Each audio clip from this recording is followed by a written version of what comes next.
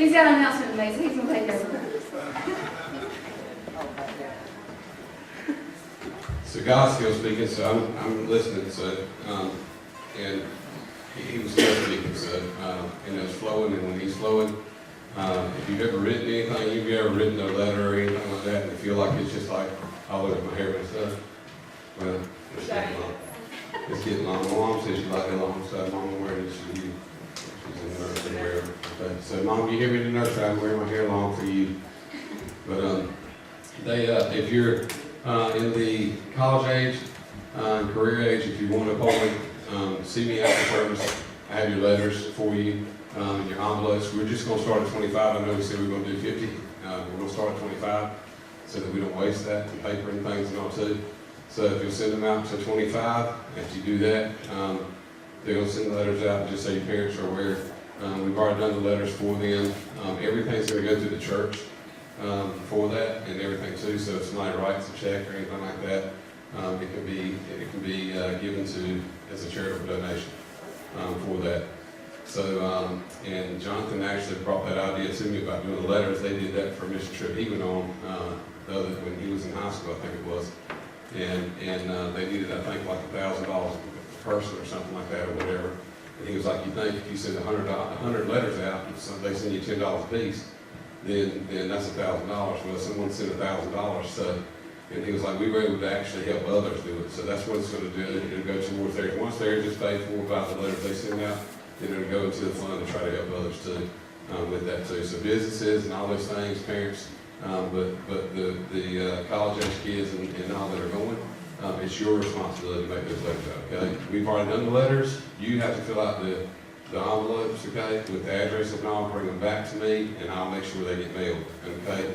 And then when they start coming in to the church, the letter's very self-explanatory and tells what we're doing and things too and all. And so, see me after service, we'll get those to you and all too. And I'm looking forward to what God's going to do in that. I really believe He's going to do some great things there. And so I think Julie even took off with it too and went and got a GoFundMe page. That's fine. Just make sure that if you decide to do that and things, that's fine too. Make sure that you understand that if somebody gives to that, it is not a 501c3 or a charitable donation like it is for us. Okay. GoFundMe doesn't work that way, so, and I just learned that myself. But what you can do is take that out of that, and if you know the ones who gave to it, give it to Glenda to deposit in the funds for the church that we set aside for us to use for that, and then we can send a letter out to those who gave for that. Okay, all right. So that it works either way. So however it works for y'all the best. I want to say thank you, many people this week. I got phone calls and texts from many of you this week, because you don't understand Iris. So, the way Iris works is, when it comes up as the church phone number, it's because she puts it in there in the caller ID. We can put whatever number we want to caller ID. So, if say Valerie wants to make an announcement for the younger youth, then we can actually put it in there as it's coming from Valerie. And that way they can send a text back to her and everything too. So, I sent out a message, a voice message saying, thank you for last Sunday. And have people that haven't been in church for 6 months text me or call me and say, or even years actually, text me and call me and say, what was that for? What'd you call me for? What'd you need? I was actually busy. I was doing something. What'd you need? I said, I didn't need anything. I just want to say thank you. It was a Cameron. Is Cameron here today? All right, we'll cast her out. We'll cast you out for her. She said, my mom wanted to know if you needed her. She said that you called her today. I said, no, baby, that was Iris saying thank you. So thank you so much for last Sunday. Awesome time of fellowship. I was surprised in that. I did kind of have a little bit of an idea when I walked in and I saw on, I think it was Saturday, I said something to Kim about, I was talking to him about something else, and I said, I'm going to the church to study. And she said, why are you going to the church to study? And I thought, well, that's where I usually go study, especially if it's a day late during the week and nobody knows I'm there. And so next thing you know, when I walked into the church to study, I walked into going to the fellowship hall, because I needed some Truvita, and when I walked to the fellowship hall to get Truvita, I opened it up and I saw a table decorated on it, and I said, oh, maybe they're having something this afternoon, I probably need to go study somewhere else, because I don't know why I come up here. So I didn't see the 10-year thing and all that stuff, and I just saw a table decorated, so I thought they were having an event. And so I ended up going to Duncan, and but then all of a sudden too, Linda said she sent the Irish to me. I didn't get it. So she told me she sent one about the New Year's thing celebration. I didn't get that either. So a lot of times, if I know what's going on usually, then I know you know. You don't know. You want to preach? That's sweet. Good babies, I'm tell you. And but also too, I want to tell you, pray for Pastor Tim Parker. He is the new senior pastor at Shenandoah. Talked to him on Friday, and he was a youth pastor for years. And I said, well, you were kind of doing a little bit anyway. He was like, yeah. And he said, but I said, the only thing is now you preach and teach a different age, and I said, and they're setting their ways, right? He said, man, I miss youth ministry. I said, I'm telling you, they want to be changed, they want to be poured into, they want to be loved on, and so we're thankful for, just pray for him, because it's a transition for him too. And so they're looking for a youth pastor too now, and so I pray that God brings them the right one there too for that. But I thank you for your support on that this week. The 11th actually was Friday, I think it was, if I'm not mistaken. So, am I right on my dates? This week has been crazy. So that was actually my 10th anniversary was the 11th. And so I'm looking forward to seeing what God wants to do and whatever God wants to do. And I'm trying as your pastor, I just want you to understand where I'm at, what my vision is now for us, for me, is that I'm trying to get out of the junk and everything else of ministry, but to concentrate on my personal relationship with God, because I can't leave the church when I'm not at it. And you've heard me say that many times, and I'm very, very convicted about that. Number one. Number two is to my family, and not to let ministry be my mistress ever again. And to make time for my family, to do things with my family and things too. And lastly is to pastor, okay? And whatever that looks like. Okay? And what I mean by that is this. If you call me and you need me, I want to be there. I want to be there with you. I want to be there. You know, Cynthia and I were talking this morning. I sent Tracy a text. She's like, I'm really not up to ministers and everything. I want to. That's my desire. I hope you understand that as your pastor. That's my desire. My desire is not the political junk and the church politics stuff and the business stuff of the church and all that. That is not me. Okay. And I just want to do whatever God wants me to do and however He wants me to do it. Okay. And I will let you know too, just a report, I did get my CDLs this week. Thank God to the sweet dear lady. I can't say a whole lot because it's recorded, but I can tell you the details later. But thank God for this dear sweet lady in Lumberton. And so our bus is still getting worked on. If you're wondering where it's at, what's going on with it, the lights went out in it. And it has, I guarantee you, 5,000 wires under the dash. Okay? No exaggeration at all. And so Wednesday, I stayed out here at the church and Nick came out afterwards, and I think I got home about 11 or so Wednesday night, and that's when I ate supper. And so this week it's been maybe 1 or 2 nights this week that I didn't eat, that I ate before 10 o'clock. And but the lights weren't working. So the marker lights weren't working, and no tail lights are working. Okay, so I'm like, I don't know what the deal is, but I was praying, Lord, please move, please help. Because I was ready to just lose everything I had Christianity in, because I didn't know what else to do. I'm not done all fuses. So long story short with that, I prayed about it, and I pushed the emergency brake down, and I popped it back out. And I got out and looked, and the lights were working. I was like, praise God. I was like, I'm not going to touch. I knew the switch to cut the headlights on was something going on with it. So when I pushed it back in, I just left it. When I got home, I left it. The next morning, Jonathan, who has his license, had to ride with me because I don't have a permit. We drove down to Lumberton to do it. All the lights worked except for one marker light, and that's been busted. It was out, actually. I busted it, but it was out, and I was trying to tap on it to get it to come up, and I ended up on strength, how strong I really am, and busted it. So anyway, we got down there, and they worked.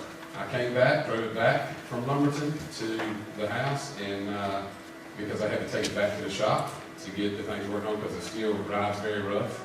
And so he's got to do the tires and all those things too, and the alignment, and a lot of the work that's got to be done on it there. And he's going to do a full tune-up of it and everything too, because it runs sluggish. When something's sitting for a year and only runs 50 miles for a year, it's not going to run the best. So we knew that going in, but I got back and the lights didn't work. And I said, you gotta be kidding me, really? So you ain't gonna win. So I stayed out there Thursday night at the house until Sam helped, thank God. And until probably about 10:45 Thursday night, and we didn't make supper. Then got up the next morning, went and got a switch, took the old dash out, and y'all know I'm not a mechanic, took the dash out and everything too, went and got the new switch, put that switch in, and they still didn't work. So after all the prayer and all those things, and just everything, I was about to lose my mind and getting mad and losing my temper. I stopped again and said, okay, Lord, you know. So I stuck my hand up, shook some wires, and I pushed the emergency brake down, popped it out. They come back on. So they're working now. The switch has been replaced, which needed to be replaced. And after I had burn marks on my fingers from touching a spring that was underneath there hanging down, and it was on fire, and all of a sudden I smelled something burning. So that didn't go in good. The great thing about this I want to tell you is, look at the positive in all things. The wheelchair lift works. The guy told us it didn't work, okay? So I was like, I don't know how much that's going to cost us to get that thing replaced or fixed or whatever, but it works, okay? And let me tell you something to all the men in here, okay? You can figure things out when you read, okay? We don't have an owner's manual with it, but all of a sudden I'm sitting there and I was talking to Sam and I said, hold on a minute. He said, well, I said, I'm going to see if that lift works. Because right beside, to the left, there's a sticker on the dash that says, emergency brake must be engaged to operate the lift. So I was like, okay, well, Eddie told me, he said that Greg said it's seized up, it won't do it. Yeah, because there's a pin you have to pull out. He said it wanted to let it go out. But it works fine. So we thank God for that. Because, like I said the other week, one reason why we wanted that was because for Ms. Dar's thought me to go with us and things too. And who knows where me or you may be in a wheelchair at some point in time, one day too. So thank God for that. Pray about that this week, and we'll go ahead and get that done, and he can go ahead and get all those things done that need to be done to it. We just want to make sure it's completely safe before we put it on the road for kids to ride in. And so thank God for that. Thank God for the ones that do ride the van ministry and things too and all, and thank God for the ones that are leading that too. And I thank God for every one of them. Cleaning the church to nursery to everything. And I heard Stephen Furtick say how many people they had in their church, and he said, you know, actually when we had the least amount of people in the church, about 90 people in the church, everybody did something. Now that we have all this many people, not everybody does something.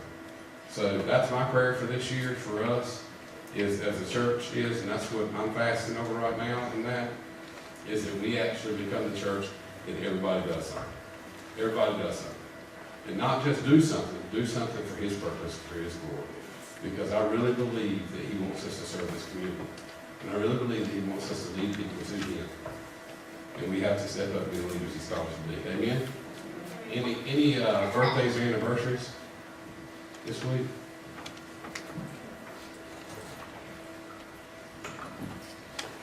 Yeah, Crystal's old because her daughter just turned 14, she's going on 17.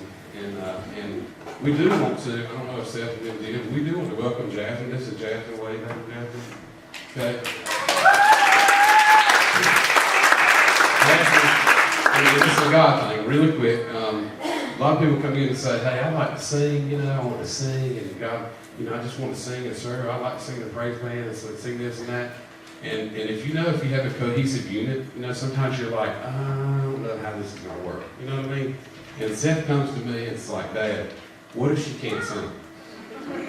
He said, I'm not trying to be funny, but what if she can't sing? How does this work? You know, I don't want to hurt her feelings. And I thought, you know, I'm thankful for his heart being so big, because he was like, you know, and I said, well, here's what you need to do.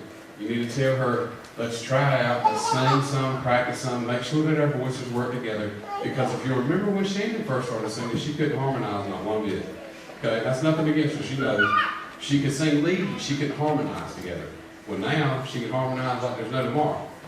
So I said that can help developing that too. And so she's been practicing them for some time now, at least a couple of months or so, if I'm not mistaken. And so this is our first official Sunday. And there's some Sundays that she can't be here and things too, and when she's with her dad, we're right in that. So, you may not see her a Sunday or something, but that's not because she's not dedicated to it, okay? It's because she has a dad she has to go visit too. But we want to welcome her with that too. We're thankful for people wanting to serve, no matter what the age. Amen? Any visitors this morning?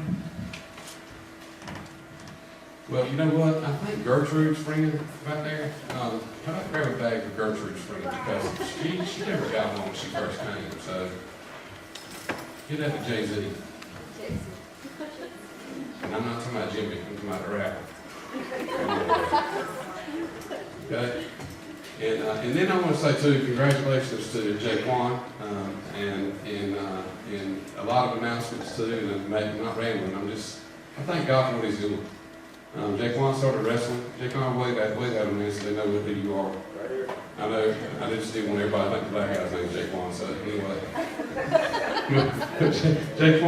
Jaquan started wrestling, and his coaches knew, and it's all new of it, and it's kind of a long story how Southwest didn't have one team for years, and now they do. And it has a direct reflection on some family members that Kimmy has too. And so anyway, they started a few years ago with it, and the coaches really doesn't know a lot. So the other Wednesday night, he came to the house, and Abby breaks out her gymnastics mats in the middle of our living room floor, and Blake and Sam start teaching him some wrestling moves. And when he left, they were like, that's stuff he should have learned 3 months ago. And so Blake was like, man, I don't want him to get dominated tomorrow, but I think that they have to. He had to actually wrestle a guy 30 pounds heavier than he is, and that guy was a beast, and he still did good. And so, but he's done much better. He texted me this weekend. He had a match Friday night and had a tournament yesterday. But I just want to say thank you to our young people to being willing to help. I mean, those guys went in there and they were willing to roll around on the mats with him. And you got to be really dedicated to somebody and love somebody I'm not rolling around on the mats with a boy, I promise you. I ain't trying to be funny. All right? Sweaty and rolling all around, all that stuff and everything too. So, but they did, and we got to go see him, Jonathan and Blake, and Sam and I went and watched him wrestle the first one. I didn't get to see him this weekend, but and I just want to say thanks to those guys too. Blake actually took off work, okay, to go watch this kid wrestle. And that means a lot to me. It means a lot to me. It means a lot to Jaquan, I know too. And he's getting a whole lot better, though. So, amen, man. Amen, brother. Oh, amen. All right, if our ushers come forward this time, we'll take a $5,000